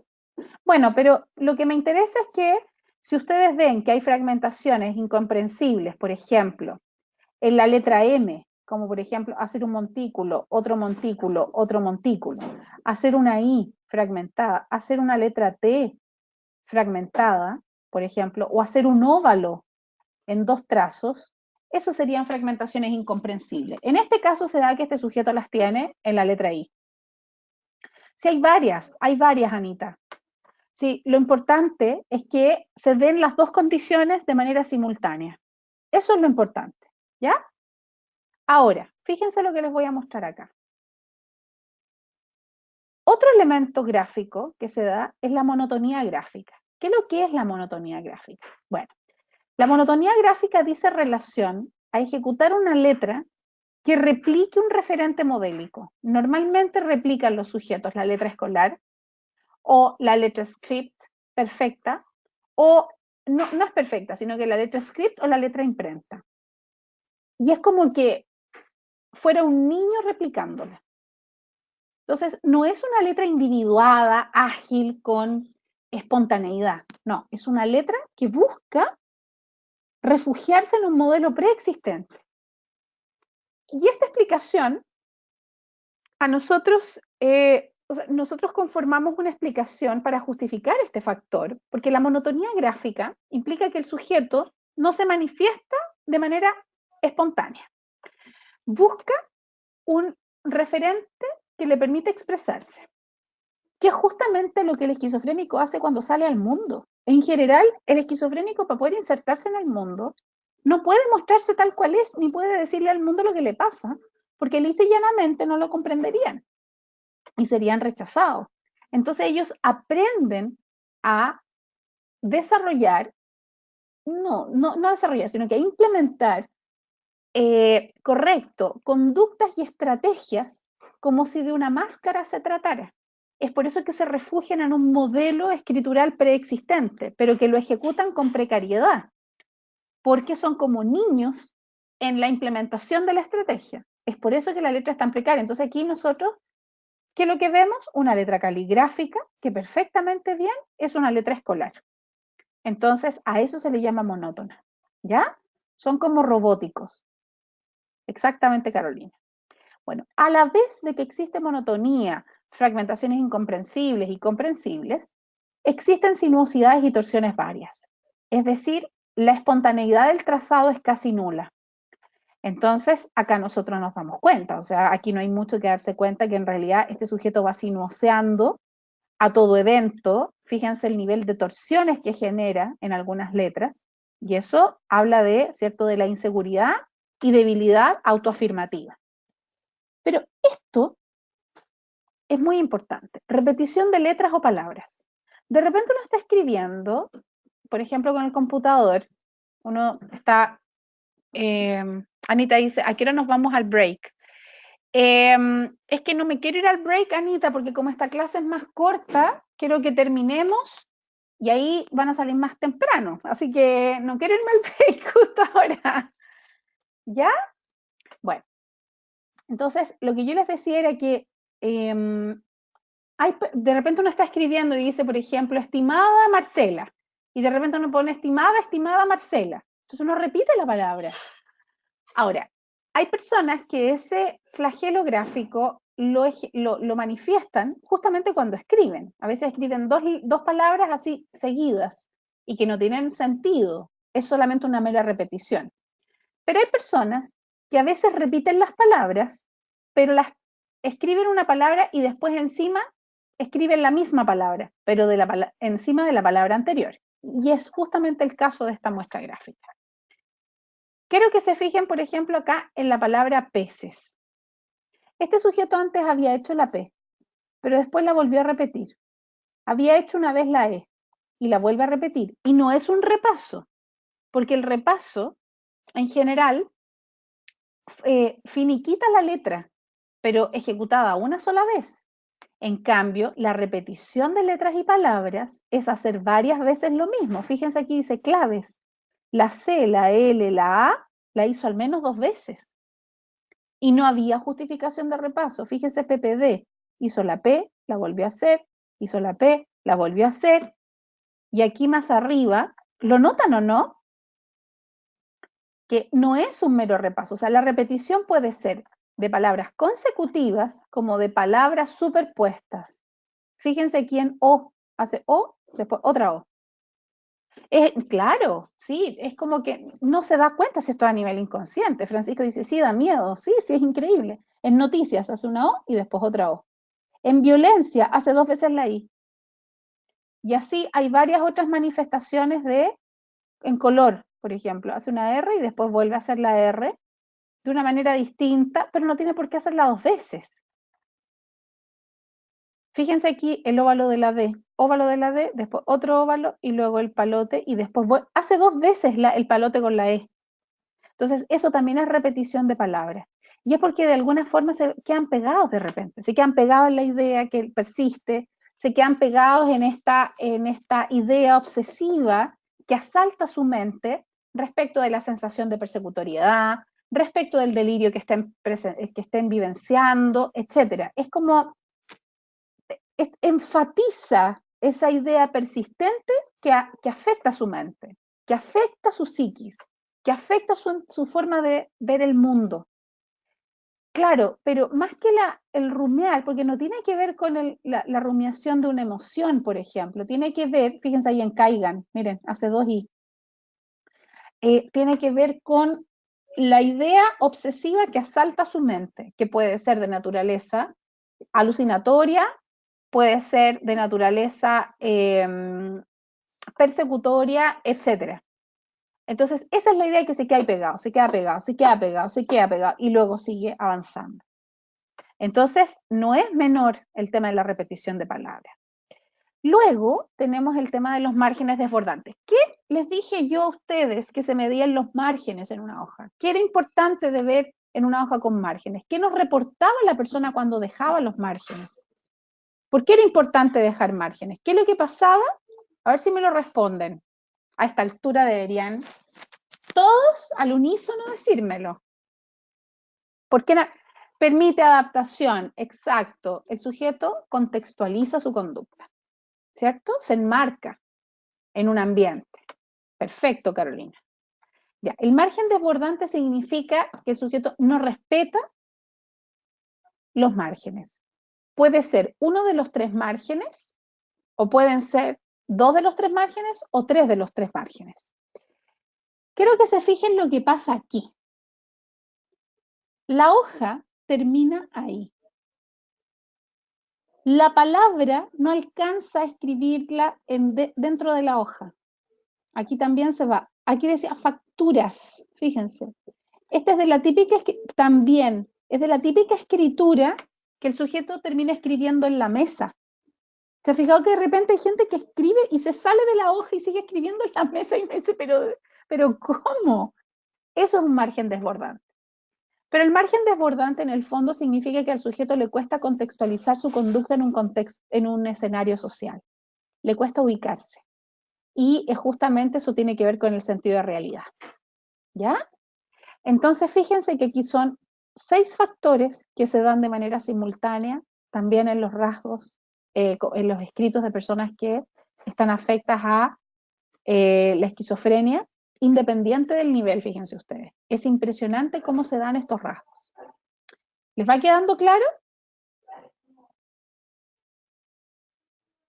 Ok. Fíjense que acá nosotros tenemos otro caso que es súper triste porque, bueno, es triste en el sentido de que estamos hablando de la depresión mayor, todas las trastornos y las patologías son motivo de tristeza, ¿cierto?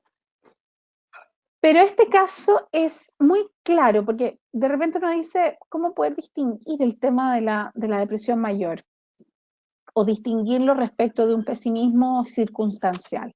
Esta es la clave, así que pongan mucha atención de lo que les voy a decir. De partida también nos encontramos con un polimorfismo de inclinación axial opuesto, evidentemente. O sea, creo que esta muestra gráfica sí lo demuestra. Para la derecha, para la izquierda. El sinsentido, yo les dije, nosotros encontramos en esta investigación que les había comentado yo durante la diplomatura, que salía este indicador gráfico de manera muy presente, el polimorfismo antagónico de inclinación axial, pero siempre unido a travesaños inhibidos descendentes, que no es menor. Quiero que se fijen en la naturaleza de los travesaños de este sujeto. Fíjense, ahí hay uno descendente, inhibido, este también está inhibido. Aquí hay otros que están también chiquititos. Y de hecho, sí, pero es que yo estoy abriendo acá el PDF, pero esta imagen, si yo abro el PDF, o sea, pero el PPT, puedo ampliar la muestra gráfica. Espérenme.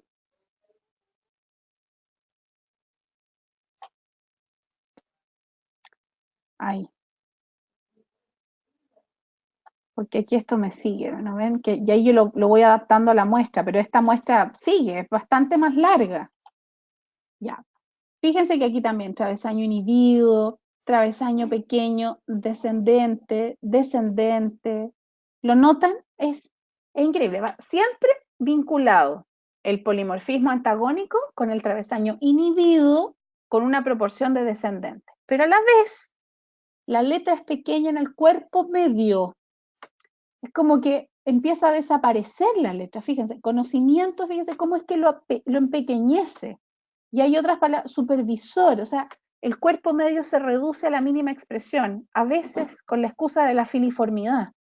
Pero en la letra pequeña nos encontramos con óvalos inhibidos, es decir, el espacio de la emoción se ve reducido a la mínima expresión. Fíjese aquí dice conocimiento. Quiero que tomen conocimiento, valga la redundancia, del espacio que le deja el óvalo. Es prácticamente reducido a la mínima expresión. Comprarme, fíjense el óvalo de la A.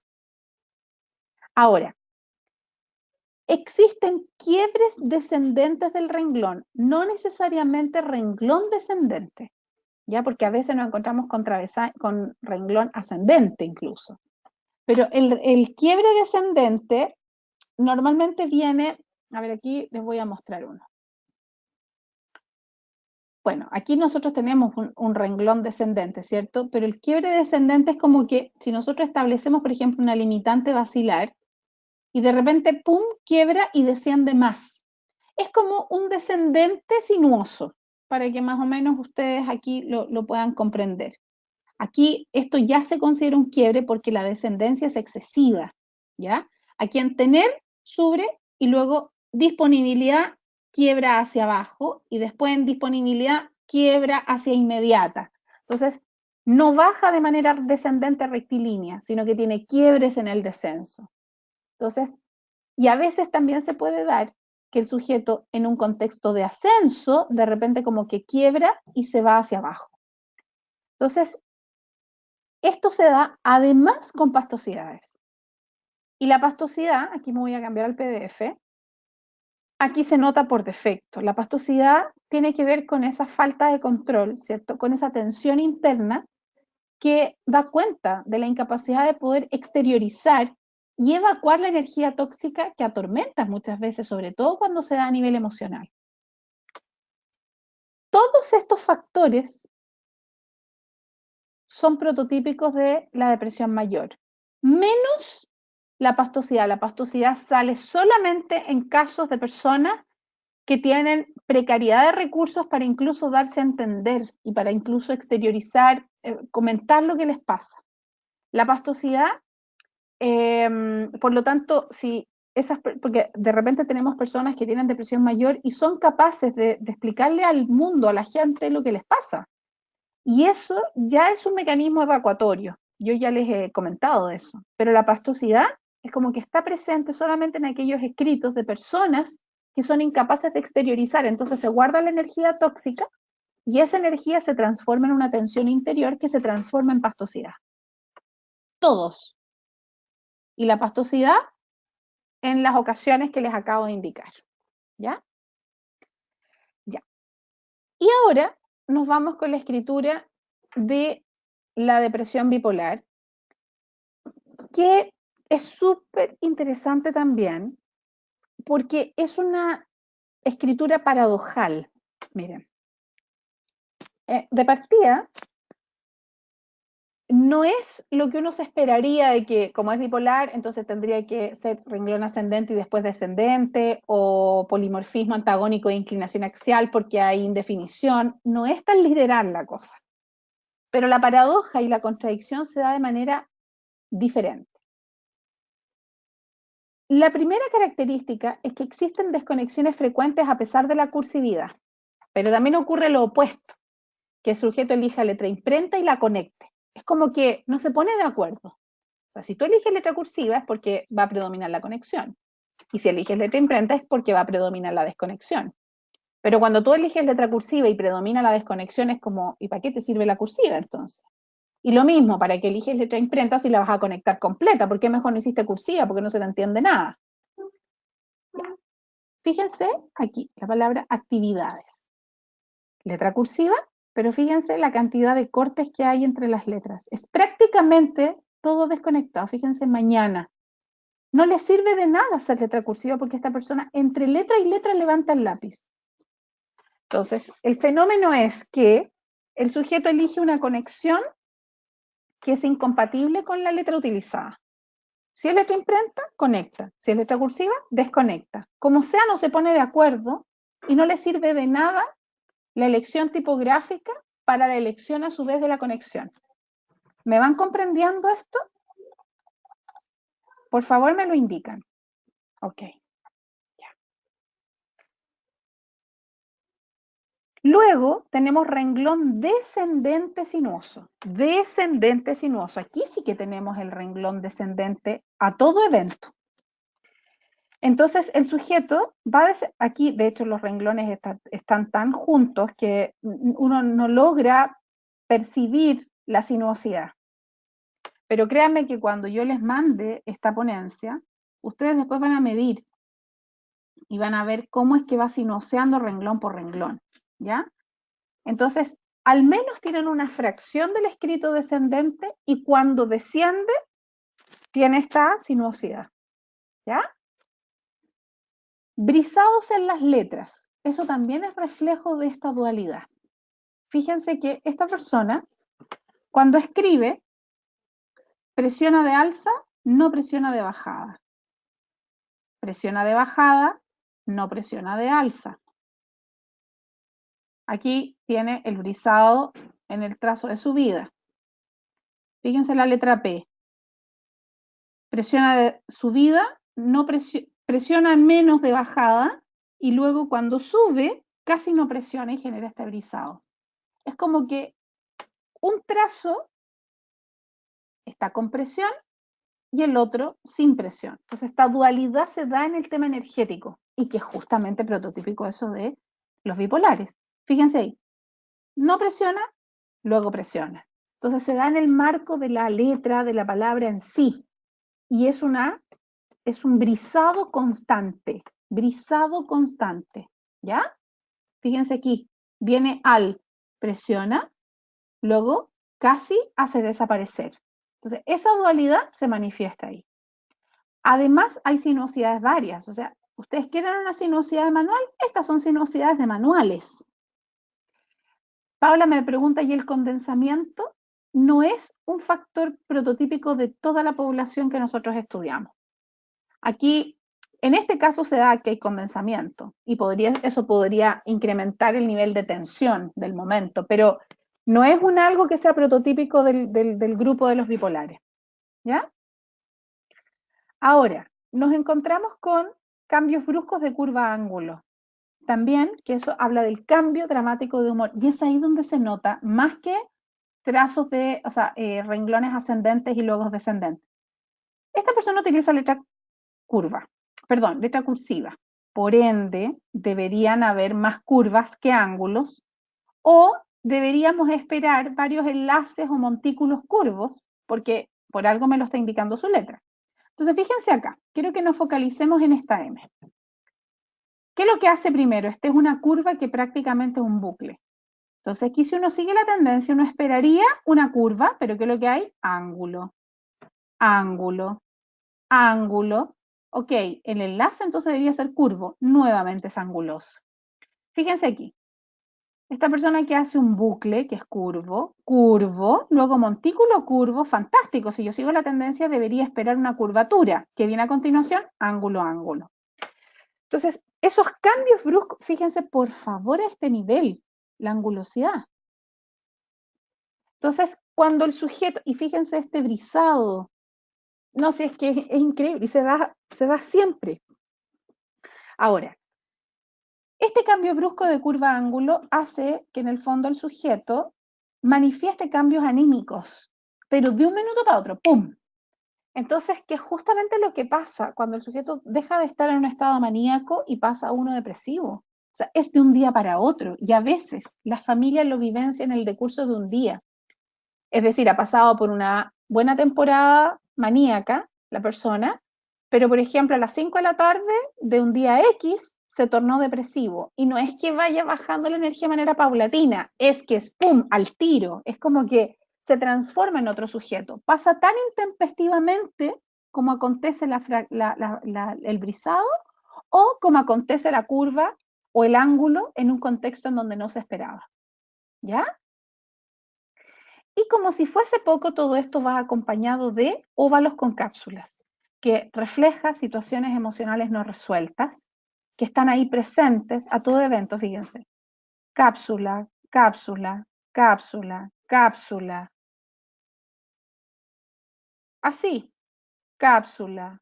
Seguimos con las cápsulas. Cápsulas hay por doquier.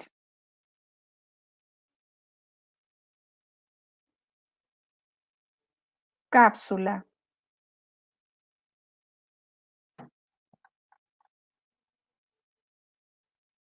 Bueno, hay bastantes más que en este minuto no lo... Cápsula, y así sucesivamente. Entonces, la cápsula puede estar en la zona derecha, puede estar en la zona izquierda, pero hay cápsulas al fin y al cabo. Sí, esta persona tenía alrededor de 55, no era tan grande tampoco. O sea, 55 años, pero pareciera que fuera la letra de una ancianita, ¿te fijas? Pero no es tan anciana, pues, o sea, 55, joven. Bueno, te lo digo que tengo 43, 55 me parece súper mega ultra joven todavía. Pero sí, igual es de una persona ya mayor. Pero pareciera ser que su letra es de una persona mucho más mayor como consecuencia de los indicadores que yo estoy declarando acá. Entonces, es como una letra antigua, correcto. Pero es que aquí también yo creo que se enmascara, está a la base un periodo depresivo significativo que el sujeto va a vivenciar tarde o temprano. Y pasa que muchas veces estas personas que están en procesos psicoterapéuticos o cosas así, o tienen que salir al mundo y se sienten distintas, utilizan letras muy caligrafiadas o muy monótonas para tratar de encubrir su propia naturaleza. Eso tiende a ocurrir muchísimo. En general, en este tipo de trastornos nosotros no vamos a encontrar letras evolucionadas y muy espontáneas, porque el sujeto no anda fluido por la calle, tiene problemas. Entonces esos problemas los oculta con un súper mega ropaje que se pone para poder salir y que no se note su disfunción. Ahora, la condición acá es que se den todos los factores, mismo caso. Y ahí nosotros podemos identificar la oposición en las desconexiones, en el renglón sinuoso, la contradicción en la presión. La sinuosidad es una condición general de inseguridad y de debilidad autoafirmativa. También vemos la contradicción en el cambio de curva ángulo y vemos la situación no resuelta emocional a nivel de cápsulas en los óvalos. ¿Ya? Entonces, bueno, estas son las principales pesquisas que yo quise compartir con ustedes y que me interesa mucho que ustedes después revean el video, lo procesen aún más. Esto es tan sencillo como que la condición es que para que nosotros digamos que el sujeto presenta rasgos o un síndrome gráfico compatible con el trastorno, se tengan que dar todos. La única excepción a la regla es que en el caso de la depresión mayor, no siempre salen las pastosidades, pero con un nivel de recurrencia importante sí salen. Entonces, para los efectos de la depresión mayor, al menos se tienen que dar estos 5 factores de manera estable y repetitiva, ¿ya? Ahora, yo acá en esta ponencia también les pongo algunas muestras gráficas complementarias que son solamente para irles mostrando, porque no es que hayamos identificado nosotros algunos elementos gráficos que sean como prototípicos de una población. Por ejemplo, este sujeto tiene trastorno paranoide de la personalidad. Este otro, por ejemplo, también tiene esquizofrenia y tiene las mismas características, a pesar de ser una letra distinta, pero si empezamos a aplicar los criterios, tiene los mismos elementos gráficos que el caso que vimos anterior. Trastorno esquizotípico, Asperger, y así, eso, pero lo puse hacia modo complementario, pero insisto que estos son casos que no necesariamente son representativos de, o sea, nosotros no logramos encontrar esos elementos que fueran recurrentes. Lo único seguro que nosotros recaudamos de todos estos procesos de evaluación y de intervención fueron los que les acabo de mostrar, ni más ni menos, y son los únicos que nosotros incluso en procesos de selección utilizamos para poder pesquisar posibles trastornos que pudieran tornarse en un conflicto en la contratación en sí. ¿Ya? Ya, este material a ustedes les va a llegar por correo, no se va a subir a la plataforma. Les va a llegar por correo esta ponencia para que tengan la información a su haber y van a tener el video también como última clase de recursos humanos, ¿ya? Pero como este no es material de la diplomatura, yo no la puedo subir a la plataforma, se las tengo que enviar por correo. Entonces, desde el correo de seminario les va a llegar esta información, ¿ya? Ahora bien, chiquillas y chiquillos, hoy día es la última clase de la diplomatura de recursos humanos. Pero ahora falta todo un proceso que justamente responde a la pregunta de Carolina. Ahora nosotros tenemos que desarrollar la personalización de las planillas RIASEC-Pi, Campbell y F. Disculpen, es que estoy media resfriadita. Tienen que, en coordinación, tienen que preparar las planillas de cada uno de ustedes con sus nombres y con sus códigos. A ustedes les van a llegar las planillas. Inicialmente nos vamos a demorar aproximadamente, yo diría que unos 10 días hábiles aproximadamente, en personalizar todas las planillas, asignarle los códigos, nosotros tenemos un registro y todo, además les van a llegar los certificados de manera electrónica, y nosotros vamos a seguir igualmente en este día para los que van a seguir en el postítulo de forense. A ustedes les van a llegar 2 certificados, uno que es de INPEC, y para los que se incorporaron en la modalidad de postítulo propiamente tal, les va a llegar el de INPEC solamente, y para los que se inscribieron en modalidad de postítulo con la Universidad Autónoma de Coahuila, entonces les va a llegar después ese certificado de la Universidad Autónoma de Coahuila, que llega más tardíamente. Estamos hablando de que nosotros entregamos los registros a la Universidad de Coahuila, por ejemplo, la otra semana, y ellos demoran alrededor de 4 meses en expedir los certificados. Entonces, pero eso llega inevitablemente apostillado a nuestro instituto. Pero antes ustedes van a tener el certificado y el diploma de INPEC, que viene con todos los registros y certificaciones. Entonces ustedes van a recibir, para los que se matricularon por INPEC, entonces un certificado, y los que se matricularon con la Universidad Autónoma de Coahuila les va a llegar el segundo certificado, pero eso más adelante. Ahora, mismo caso para los efectos de los de forense. Vamos a seguir la misma rutina, vamos a seguir estos mismos días, vamos a trabajar durante 3 horas y nos vamos a ir de lleno, ¿cierto?, en materias eminentemente forenses. Anita dice, por lo menos más rápido que la UV, se demora 1 año. Sí, dime, no, mira, es que ni te digo, Anita, si es verdad es que de verdad que se demora mucho allá. Es que ellos se sienten un poco como ay, no sé, mira, yo sé que me voy a guardar mis comentarios al respecto, pero sí el servicio de la Universidad de Barcelona es un tanto precario. Yo no me gustan mucho, pero bueno, no importa, y lo importante es que igual te va a llegar el título. Entonces, miren, lo pasé estupendo, realmente lo disfruté muchísimo.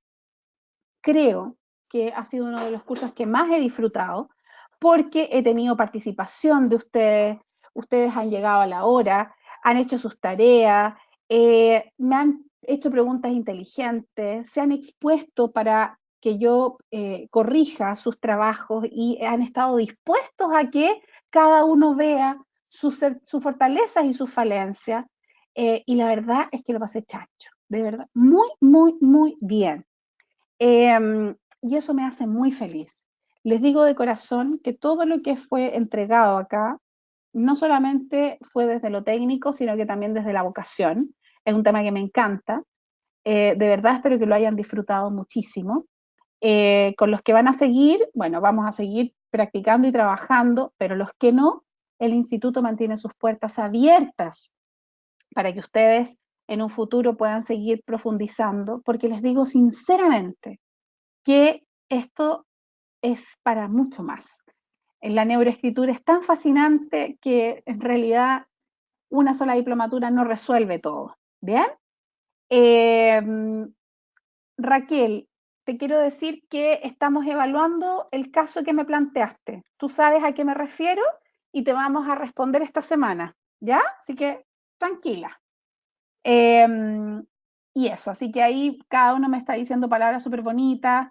Me alegro mucho que esas ayudas, Wandy, en la redacción les hayan servido.